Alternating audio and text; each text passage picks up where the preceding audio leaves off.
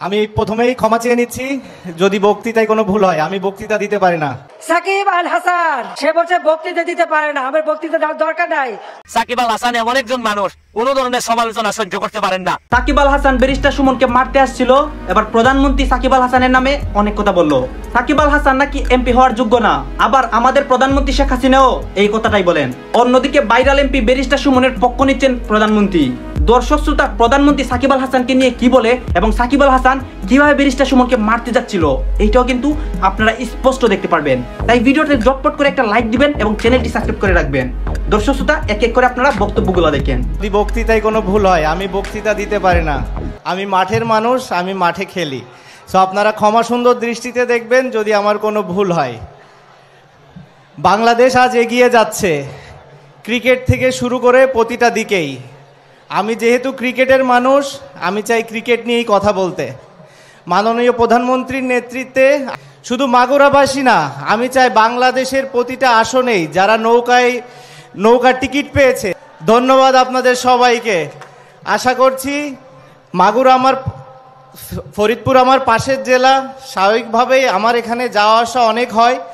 আমি চাই মাগুরা, ফরিদপুর সহ পুরা খুলনা বিভাগ আমরা যেন মাননীয় প্রধানমন্ত্রীর হাতে তুলে দিতে পারি নৌকাকে, এবং মাননীয় প্রধানমন্ত্রীর হাতকে আমরা শক্ত করতে পারি, যাতে করে বাংলাদেশের যে অগ্রযাত্রা, এই অগ্রযাত্রা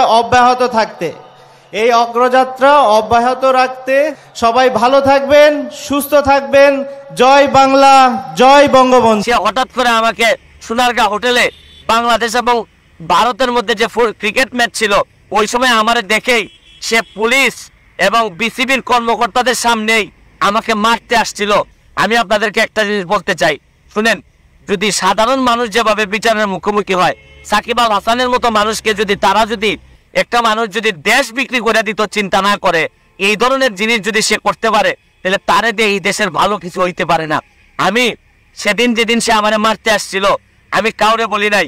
আমি মনে করছি থাকো, আল্লাহর কাছে বিচার দিছি যে এই ধরনের বাংলাদেশ ক্যাপ্টেন্সি পর্যন্ত ক্রিকেটের ক্যাপ্টেন হিসাবেও সে মনে করলাম যে এই ধরনের মানুষ যদি বেয়াদব হয়, তাহলে তারপরে আর বিচার দেওয়ার জায়গা থাকে না। আমি দাবি জানাবো সরকারকে, তাকে ঠিক করেন, তাকে মানুষ বানান, আর না হইলে সে এই ধরনের কাজ করতেই থাকবে। যে সাকিব আল হাসান আমাদের একজন নামি দামি ক্রিকেটার, যার জন্য আমরা গর্ববোধ করি। উনি একটা স্বর্ণের দোকান উদ্বোধন করার জন্য চলে গেছেন দুবাইতে। তো আমরা যে কোনো সেলিব্রিটি যারাই আসে না কেন, তাদেরকে কেউ দাওয়াত দিলে চাইতেই পারে। আমি সাকিব আল হাসানের কোনো দোষ এই পর্যন্ত দেখি না, কিন্তু যখন আমি জানতে পারলাম যে ডিবির পক্ষ থেকে এইবারও ইলেকশনে ছক্কা মেরে দিও। মাগুরা 1, শ্রীপুর উপজেলা, মাগুরা সদর উপজেলার শত্রুজিতপুর, গোপালগ্রাম, কুচিয়ামোড়া ও বেইলপালিতা ইউনিয়ন ব্যতীত বাকি জায়গা, সেখানে আমরা এবার নমিনেশন দিয়েছি সাকিব আল হাসান। সে বলছে বক্তৃতা দিতে পারে না, আমার বক্তৃতা দেওয়ার দরকার নাই। তুমি খালি বলবা যে তুমি ছক্কা মারতে পারো আর বল করে উইকেট ফেলে দিতে পারো, তাহলেই হবে। এইবারও ইলেকশনে ছক্কা মেরে দিও। আমরা মাগুরা 2 আমার সঙ্গে দেখা করে চলে গেছেন, মোহাম্মদপুর উপজেলা, শালিকা উপজেলা এবং মাগুরা কয়েকটা এলাকা বাদে মাগুরা 2, সেখানে শ্রী বীরেন শিকদার তার মিটিং আছে বলে আমার সঙ্গে দেখা করে চলে গেছে, এখানে মিটিং উপস্থিত। গাইজ, এইভাবেই কিন্তু তারা তাদের বক্তব্যগুলো এক এক করে দিচ্ছিল এবং এইভাবেই কিন্তু প্রধানমন্ত্রী সাকিব আল হাসানকে নিয়ে অনেক কথা বলছিল এবং ব্যারিস্টার সুমনও কিন্তু সাকিব আল হাসানকে অনেক ধুয়ে দিচ্ছিল তার একটা বক্তব্যের মাধ্যমে। আর হ্যাঁ, এইটা কিন্তু সত্য, সাকিব আল হাসান এবং ব্যারিস্টার সুমনের একটা ঝামেলা হয়েছিল এবং তাদের মধ্যে কিন্তু মুখোমুখি একটা সংঘর্ষ হয়েছিল এবং সেই বিষয়ে কিন্তু ব্যারিস্টার সুমনও অনেক কিছু বলে এবং সাকিব আল হাসানও কিন্তু অনেক কিছু বলছিল। গাইজ, এই বক্তব্যগুলো দেখে তো আপনারা স্পষ্টভাবে ক্লিয়ার হতেই পারছেন যে তাদের মধ্যে কি হয়েছিল এবং প্রধানমন্ত্রী সাকিব আল হাসানকে নিয়ে কি বলেছিল এবং সাকিব আল হাসান সেইটার কি জবাব দিয়েছিল।